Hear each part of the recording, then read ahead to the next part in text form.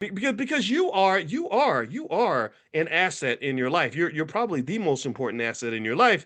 And assets, the thing about assets is that assets only have value when they receive investment. If you have an asset, if I give you $1 billion company and you don't invest in that company, then that company is not going to be $1 billion company. It's going to become worthless. It'll probably go bankrupt. So the same thing is true with you as a human being. In order for you to have a healthy soul, you've got to feed your soul. In order for you to be intelligent, you've got to feed your mind.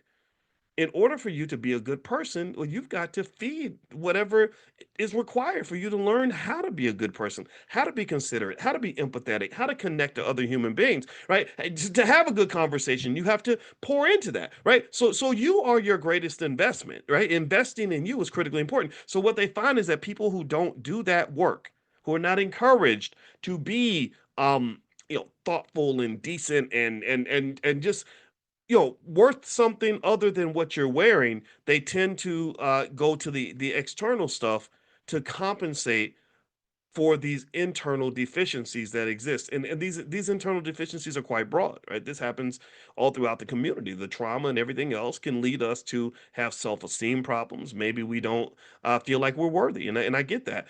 So it says here that when people lack inner fulfillment, like competence, autonomy, or relatedness, they often seek external validation. So you need other people to tell you that you're worthy because you internally don't believe that you're worthy. You ever see that? You ever see somebody like that? And it's sad. It's very sad to me because what that leads to is you end up kind of chasing around other people trying to get them to see you because you've never truly seen yourself.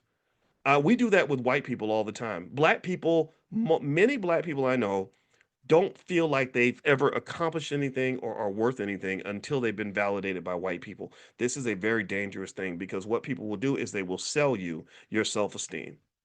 They will say, you ain't nothing but a nigga. But here, if you buy this Gucci belt, then you'll be a fancy nigga. You ain't nothing but a black woman.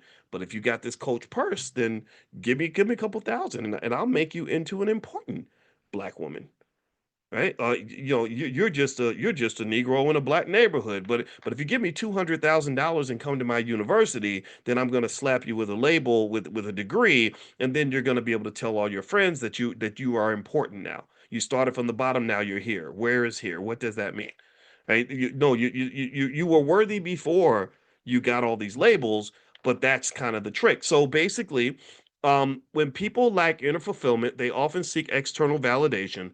Flashy purchases are used to fill emotional voids or prove worth to others. So a great way to save money is not just to invest in the stock market. We've talked about that. Y'all know how to do that.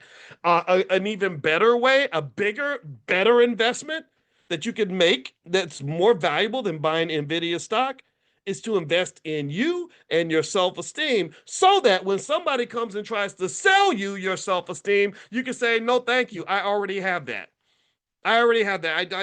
I'm not gonna feel any better about who I am because you sold me a $3,000 purse.